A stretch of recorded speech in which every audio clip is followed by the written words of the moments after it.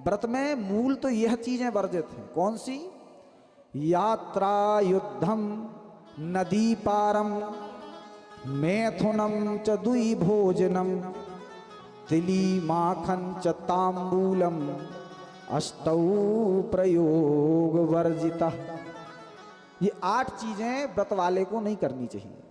यात्रा, अगर आपका व्रत है तो व्रत में आप कभी यात्रा मत करो। दूसरा, युद्धम, अगर आपका व्रत है तो व्रत में आप कभी युद्ध मत करो।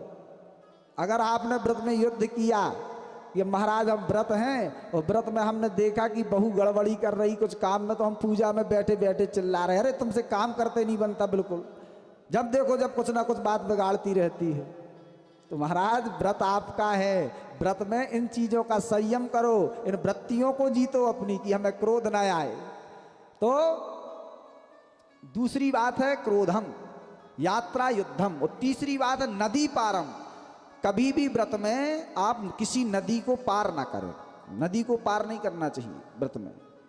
मैथुनम च द्वि भोजनम, मैथुन नहीं करना चाहिए, दोनों टाइम भोजन नहीं करना चाहिए व्रत में। तिली माखन, तिली का तेल नहीं खाना चाहिए। च तांबूलम, तांबूल का पान नहीं करना चाहिए। तो अष्टौ प्रयोग वर्जिता, ये 8 चीजें व्रत वाले को वर्जित हैं। जब व्रत हो तो इन चीजों को आप सेवन ना करें इनका। और व्रत का मतलब है वृत्तियों को सुधारना। आज एकादशी आप लोग व्रत रहते हैं, तो एकादशी के व्रत में प्रयास करें हमारे अंदर काम ना आए, हमारे अंदर क्रोध ना आए, क्योंकि मूल साधना यही है।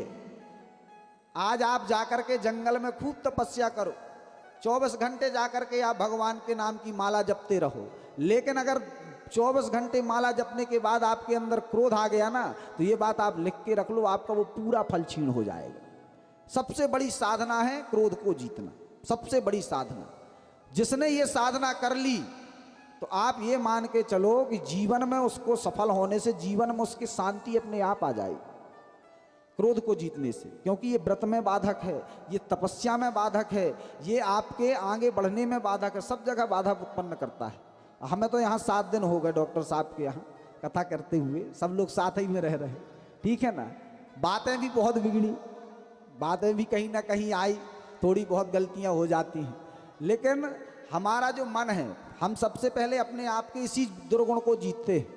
हम भागवत करते हैं तो भागवत में हम आखिरी दिन यजमान जी से भी संकल्प लेते हैं, और हम भी एक संकल्प भागवत जी को देते हैं हर कथा में। यजमान जी से हम संकल्प नोट वाला नहीं लेते हैं, हम अपने यजमान जी से कहते हैं कि भागवत सुन के आप हमें यहाँ संकल्प दे करके जाओ कि आप अपना एक दुर्गुण यहाँ चढ़ा करके जा रहे हो।